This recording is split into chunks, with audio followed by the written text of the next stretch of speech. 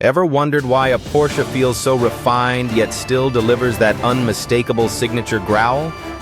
It's all about mastering the art of cabin acoustics. Porsche engineers walk a fine line.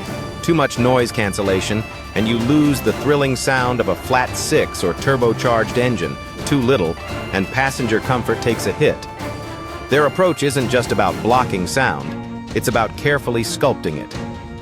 Using a sophisticated mix of acoustic glass, strategic insulation, and advanced active noise cancellation, Porsche targets unwanted frequencies like tire roar, road vibrations, and wind noise, allowing the good stuff, engine notes, exhaust pops, and turbo whistles, to shine through clearly. In electric models like the Taycan, where silence is the default, Porsche even tunes artificial soundtracks to evoke emotion and maintain the brand's distinctive identity. The magic happens in specialized sound labs and on real roads, where engineers meticulously fine-tune each model's unique acoustic signature. The result?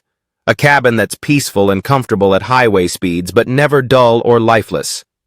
You get refined comfort without sacrificing the soul-stirring sounds that make a Porsche, well, a Porsche.